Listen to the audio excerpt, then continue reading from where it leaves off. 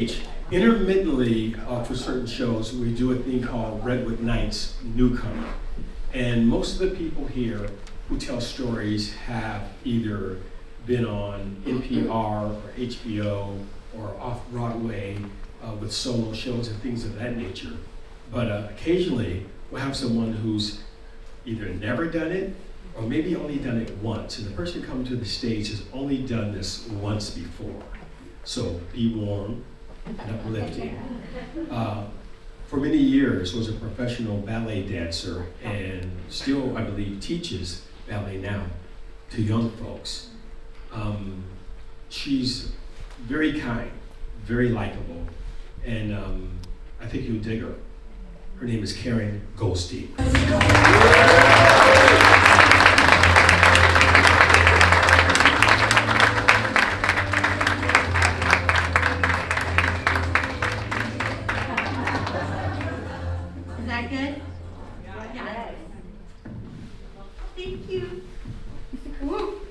Thank you, Dawn. So I just have to correct Dawn. I love Dawn so much, but I'm not a ballet instructor. I still do ballet. I'm with this little company and we perform for seniors, but I'm a Pilates instructor. So just to clarify. Okay. Okay, so my story. It was right before Valentine's Day when this date happened, and I was hoping this person could be my Valentine. I met him online. This was going to be our third date, and it was a Saturday, and he texted me in the morning. He's like, I'm going to take you to this really nice restaurant tonight at 6:30. And I was thinking, that's great, but wait, what if I wasn't available at 6:30? Like, he didn't even ask me, like, are you free? Or so I was like, well, good thing I am. So, okay, so that's great. So I'm home and I'm trying to figure out what to wear, and I'm gonna wear my nice little dress and my stockings and my heels and earrings and wear my coat with the little fur collar, not this one. This fur collar looks like a bath mat, but the other one's a lot nicer. Anyway, so that's what my friend told me. She goes, it looks like a bath mat. And I was like, it does not look like a bath mat. Okay, I like that. So the restaurant is about 1.5 miles from my house in San Francisco, down the hill. And I thought, I'll just walk there. Then I was like wearing heels, so I said, I think I'll take the bus. There's a bus that goes within 2 blocks of there. I'll just get on the bus, it's right there. So I get on the bus, and all of a sudden the bus is like not moving. It's going up block, and it's not moving. I'm like, what is going on? Turns out it's the day of the Chinese New Year parade. So there's buses that are not running, then the streets are, pivoted to a different street, so it's very congested. I'm like, okay, it's okay, you'll get there on time. So finally the bus gets there, I walk my 2 long blocks in my heels and get to the restaurant, and he's not there. So I text him, like, are you on your way? And he's like, yeah, I'm in an Uber, but I had to make the driver stop because I had to wash my hands. So let's take a little tour, shall we? So the second date, when he went to grab my hand to hold it, he grabs it and he's like, oh, did you wash your hands? So he's kind of a germaphobe. And obviously I just washed my hands because I just gone into the bathroom. But so, okay, so I know he's a germaphobe, but it's cool. And this is way before the pandemic, okay? So God help him now. I hope he's still alive. I don't know how he got through those years, but anyway, okay. This is like a couple years before the pandemic. Okay, so I'm like, okay, well, when do you think you'll be here? And he's, I'll be there in like, 15, 20 minutes. Karen, can you go tell the host that we're gonna be late for the table and make sure they don't give our table away? Okay, yeah, I can do that. Like, I'm trying to not be in my masculine energy, Like, people have told me, like, the reason you don't have a boyfriend is because you're always, acting like the man and doing the man things and making, So I was like, okay, yeah, I can tell the host that you're gonna be late and hold a reservation. I can be the man, I can do that, but, okay, don't hold it against me and say I'm not feminine or, okay, so. So I go up to the hostess, I'm like, he's gonna be late. And she's like, no problem. So I sit down and I relax till he gets there. And I'm looking around at this fancy restaurant. It's not a fancy restaurant. It's an expensive tourist trap, okay? It's like a warehouse. It's big. It's got like tables on this side, tables on that side, a bar. And get this, it's got a salad bar. A salad bar. Like, it reminds me of that play by Christopher Durang, Beyond Therapy, when the guy, I don't know if you've seen this play, but the guy is like trying to impress his date. He's like, they have a salad bar here. So I'm like, great, there's a salad bar, awesome. Okay, there's guys in t-shirts, there's people in flip-flops, there's women pushing strollers with babies. I'm like, okay, this is not a fancy restaurant, but it's expensive, I get it, it's a tourist, it's fine. That's fine, that's fine, that's fine. Okay, so I'm waiting, he finally shows up. He quickly acknowledges me, but then he goes, I gotta go to the bathroom. So guess why he's going to the bathroom? Wash his hands, yeah. He was just in the Uber and making the stop to wash his hands wasn't enough, because, So he goes to the bathroom. So I'm standing there awkwardly with the hostess, and we're waiting for him to come back from the bathroom. And we're waiting, I have nothing to say to her, it's very awkward. And finally, I see him walking back. He's walking. He keeps walking. He's walking over, where are you going? And I'm like, well, he's lost. He's lost in this huge restaurant. So I'm like, oh my God, what do I do? So finally, he figures it out, makes a pivot, comes back. All right, we're ready to go to our table. So we're taking a little walk with the hostess across the table, across the floor. It's a hardwood floor, so it's a little slippery. Got my heels. They're not super high, but they're heels. So don't slip, walk on the floor, walk by the salad bar, check it out, okay. We get to the tables, and the hostess is pausing and confused. She's like, oh, no, let's go the other side. So we make the trek back across the big old warehouse, pass on the hardwood floor, get to the other side of the restaurant. There's a wall that has tables for two against it. So she puts us at one of those tables, and they're all empty except for this one that we're gonna sit in. So I go ahead and I sit down in the one facing the door.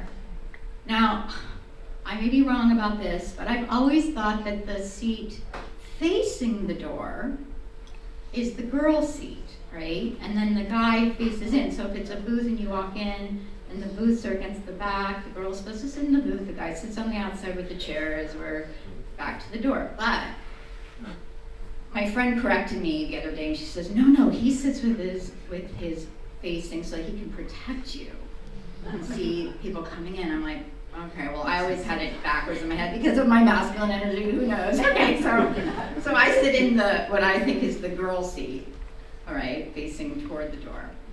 And I turn around and he's not sitting down, and he's off talking to somebody who I found out later, someone at the restaurant, who he's friends with, and he got a coupon for us to have dinner there because he works as a concierge at Ghirardelli Square. Hey, that's cool, coupon, hey, that's great. But no judgment, that's fine, use the coupon, and like, we're in a fun place. Okay, so finally he comes to the table and he's standing, he goes, oh, do you want to switch? And I think he means like sit at the table here, not this one. So I get up and he proceeds to sit in my seat. And I'm thinking, that's the girl seat, what now, I have to be the one on the awkward outward seat and be your protector, but according to my friend, no, he's sitting in the guy's seat, so I don't know. But again, I was just like, great. All right, so I'm sitting in the outside seat, he's sitting in the inside seat, and I'm like, well, should we go to the salad bar, And he's like, you go to the salad bar, I'm not gonna go right now. All right, so go back to the salad bar, walk across the room, pick some stuff out, carefully walk back. The guy has ordered a glass of wine, okay? I don't even drink, but he didn't ask me if I wanted a drink or if I wanted wine. He didn't even ask me when I sit down. So he's just gone ahead and ordered himself a glass of wine, and I have nothing. Okay. Nobody ever asked me, by the way, what I wanted to drink. Okay, that's fine. So I start to eat my stuff off my salad plate, and he starts eating off my plate. And I really like sharing food with people, but like, that's fine, but why didn't you get your own, like you could have gone. So I think he eventually did, but he ate off my plate for quite a while. Okay, so this restaurant, this is the way it works. It's like a Brazilian meat house. So the waiters walk around with these big slabs of meat, okay? Here's the chicken, here's the pork, here's the beef, whatever. And they come around and you have a card.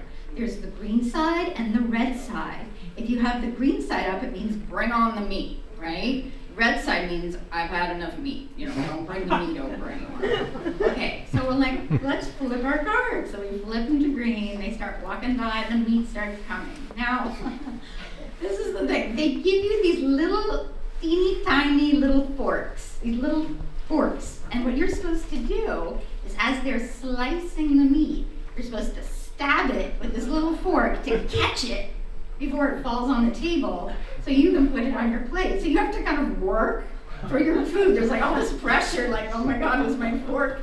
Am I gonna stab the meat? Am I gonna not, is the food gonna fall on the table? Oh my God. So it's kind of stressful, but you're like stabbing the meat goes on your plate. Okay, so we're eating, and he informs me that, we should go dancing after this. And I really I didn't really want to go dancing that night just because I wasn't even sure about him, first of all, and also it was just not a good night for me to go dancing. It was a long day. I said, well, I would love to go another time, but thank you. So I had enough meat. He's like, I think I'm gonna have some more meat. And he smiles, and there's like a piece of meat stuck in his teeth. I'm like, go for it. He needs a fresh plate though. So he gets a fresh plate. I put my card on red. He gets more meat. It's great. We're still talking. And he tells me a story about how he is upset with one of the people he works with and how he put in a complaint to HR about this worker, and that he's so mad and making a stand against this worker that he did not go into work the next day when that worker was there.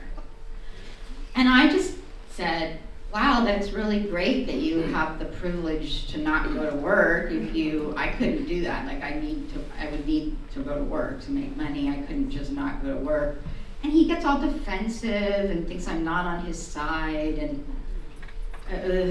anyway, it was not good. So he was not seeing what I was saying, and he was kind of mad at me, and okay, so we get through the meat.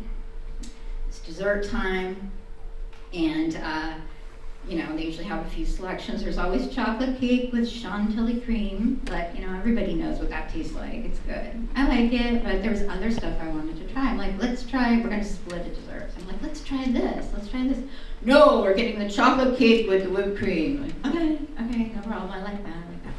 Okay, so the dessert comes out, and he starts we're supposed to share it, but he's stabbing it like it's the meat still or something, and it's turning into this snowball of mush. And I'm getting in a few bites, but I'm like, okay, this is really unappetizing. That's fine. Okay, so we get through the dinner. Check comes. He uses his little coupon. It's great. We go outside, and he tells me he's going to be taking an Uber home. And I'm like, well, I'm going to take the bus home. It would be really great if you would walk me to the bus stop. It's just a couple of blocks away. And he says, no, I can't. My knee is really hurting from this injury that I had. And that was actually an injury that had canceled another date we had. But then, why did he ask me to go dancing, right? What? What do you mean your knee hurts? You just wanted to go dancing 20 minutes ago. So I'm thinking bullshit, right? You just don't want to walk. You don't want to walk, and you don't want to walk me to the bus stop. So, great. Okay, so we say goodnight. And I also, why not get an Uber for both of us and drop me off? And then, okay, he didn't think of that. Okay. So I end up starting to walk to my bus, and I realized there are no buses on this route because of the Chinese New Year parade. So they're not running right now. So I end up walking home 1.5 miles in my heels uphill. I did it, it's fine, but then I was like, please do not be my Valentine. And I never saw him again.